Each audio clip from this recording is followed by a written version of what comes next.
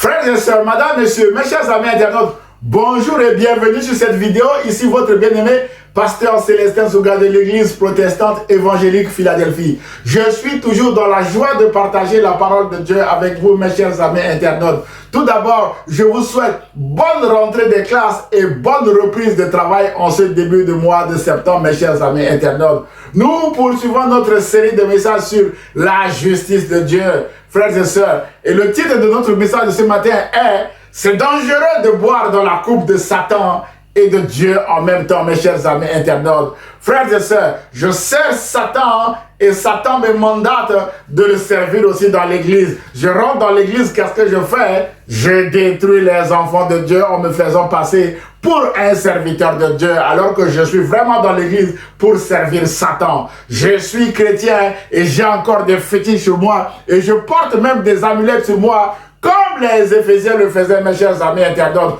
Ou encore, je suis serviteur de Dieu, je pratique en même temps la magie, la sorcellerie et d'autres sciences occultes, mes bien-aimés. Non, mon frère, non, ma soeur. C'est dangereux de boire dans la coupe de Satan et dans la coupe de Dieu en même temps, mes bien-aimés dans le Seigneur. Vous devez choisir une seule coupe, la coupe de Satan ou la coupe de Dieu, mes chers amis internautes. Et ce matin, je vous encourage à choisir la coupe de Dieu, qui est une coupe remplie de vie et de joie, mes chers amis internautes. Frères et sœurs, pour vous encourager à ne boire que dans la coupe de Dieu, dans la coupe de Jésus, qui est la coupe de vie, nous allons voir l'histoire d'un homme qui s'appelle Simon. Cet homme a essayé de boire dans la coupe de Satan et dans la coupe de Dieu en même temps. Mais l'apôtre Pierre lui a dit, non Simon, tu n'as ni part ni droit dans cette affaire, car ton cœur n'est pas droit devant Dieu.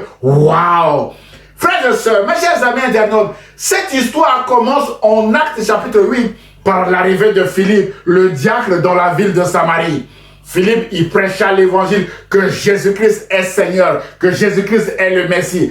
Toute la population de Samarie se montra très attentive à ses paroles en l'entendant et en voyant les signes miraculeux qu'il accomplissait. Des démoniaques libérés, des paralytiques qui marchaient, des malades guéris, hommes et femmes se faisaient baptiser au nom du Seigneur Jésus. La Bible dit que toute la ville de Samarie était dans une grande joie, d'après Actes chapitre 8, verset 8. Mon frère, ma soeur, c'est l'évangile de Jésus-Christ qui transforme les vies. C'est l'évangile de Jésus-Christ qui transforme les villes, mes bien-aimés dans le Seigneur. C'est l'évangile de Jésus-Christ qui amène la joie dans un pays, dans une ville ou dans une maison, mes bien-aimés dans le Seigneur. C'est le cas de la ville de Samarie que nous venons de voir. Alors, invitez Jésus, le prince de paix, à entrer dans votre maison, dans votre ville et dans votre pays, et vous aurez la joie comme les Samaritains, car l'évangile de Jésus-Christ est une coupe de joie et de vie éternelle, mes chers amis internautes. Frères et sœurs, mes chers amis, dans ce mouvement de foule, de conversion au christianisme et de joie en Samarie, un homme rusé du nom de Simon a aussi suivi le mouvement des bien-aimés. Alors, qui était réellement cet homme, mes bien-aimés dans le Seigneur? La Bible dit en Actes chapitre 8, versets 9 à 13 que Simon s'était établi dans la ville de Samarie et y exerçait la magie. Il émerveillait le peuple de Samarie et prétendait être un grand personnage.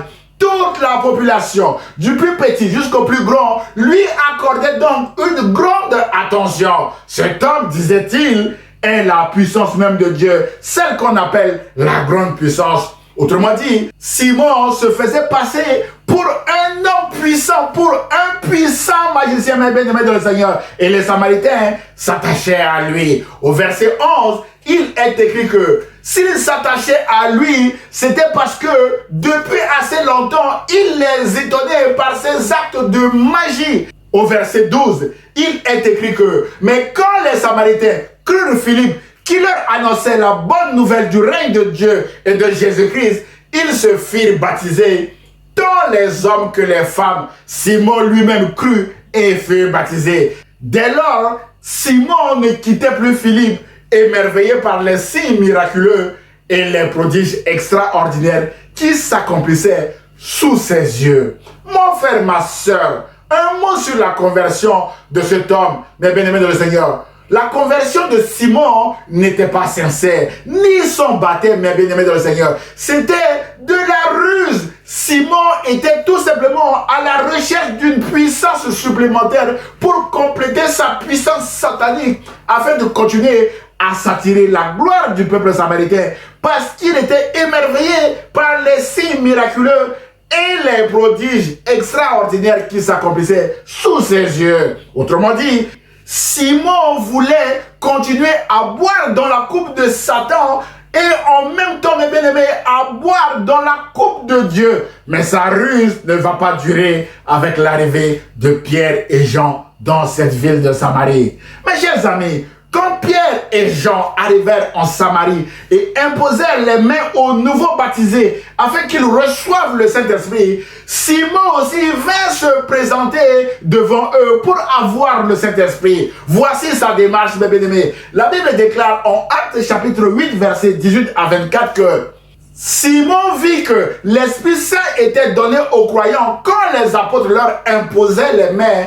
Alors il leur proposa de l'argent et il leur dit, donnez-moi aussi ce pouvoir pour que ceux à qui j'imposerai les mains reçoivent l'Esprit Saint. Mais Pierre lui répondit, que ton argent périsse avec toi, Simon, puisque tu t'es imaginé qu'on pouvait se procurer le don de Dieu avec de l'argent. Tu n'as ni part ni droit dans cette affaire, Simon, car ton cœur n'est pas droit devant Dieu. Détourne-toi donc du mal qui est en toi, Simon, et demande au Seigneur de te pardonner s'il est possible d'avoir eu de telles intentions dans ton cœur. Car, à ce que je vois, tu es rempli d'amertume et de méchanceté et tu es captif du mal, mes bien-aimés. Voilà ce que Pierre voyait en Simon, un homme rempli d'amertume et de méchanceté, mes bien-aimés dans le Seigneur. Alors, Simon demanda à Pierre et à Jean, priez vous-même le Seigneur pour moi, qu'il ne m'arrive rien de ce que vous avez dit, déclare Simon. Mes chers amis internautes, frères et sœurs, Luc, notre narrateur, a arrêté ce récit brusquement, mes bien-aimés, sans nous dire ce qui était arrivé à Simon dans la suite de ce récit, mes bien-aimés dans le Seigneur. Simon qui voulait boire en même temps dans la coupe de Satan et en même temps dans la coupe de Dieu. Mais toutefois, un exégète et théologien du nom de Hippolyte nous dit que, je cite, la dernière démonstration de Simon a tourné court. Il fut enterré vivant tout en promettant de réapparaître 3 jours plus tard, ce qui n'arriva pas car il n'était pas le Christ. Fin de citation. Mon frère, ma soeur, Simon voulait ensuite imiter Jésus en se faisant enterrer vivant, mes bien-aimés. Il était resté dans sa tombe, nous dit, mes bien-aimés dans le Seigneur, Hippolyte. Voilà la fin de Simon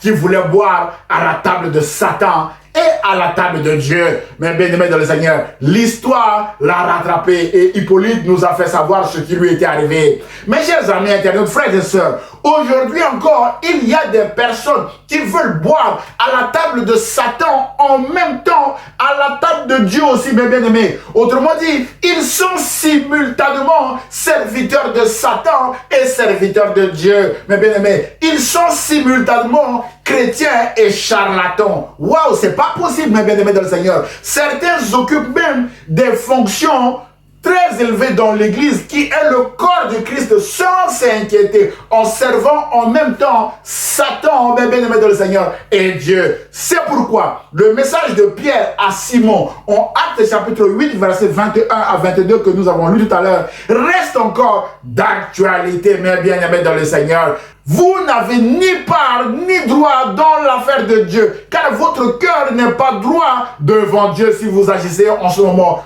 comme Simon, mes bien-aimés dans le Seigneur. Détournez-vous donc du mal qui est en vous, c'est-à-dire de Satan, et demandez au Seigneur de vous pardonner s'il est possible d'avoir eu de telles intentions dans votre cœur. Servir Satan et servir Dieu en même temps dans l'église du Seigneur ou dans le monde, ce n'est pas possible, mes bien-aimés dans le Seigneur. Voilà le message de Pierre. Mon frère, ma soeur, ce message ne vise pas à vous condamner, mais vise à vous encourager, à vous convertir réellement, afin de boire uniquement à la table de Jésus. Rappelez-vous que Jésus a dit en Matthieu chapitre 6, 24 que nul ne peut servir deux maîtres, car où il haïra l'un et aimera l'autre, ou il s'attachera à l'un et méprisera l'autre. Vous ne pouvez servir Dieu et maman, déclare Jésus, mes chers amis internautes. Autrement dit, vous ne pouvez pas boire à la table de Satan et boire en même temps à la table de Jésus. Non, ce n'est pas possible.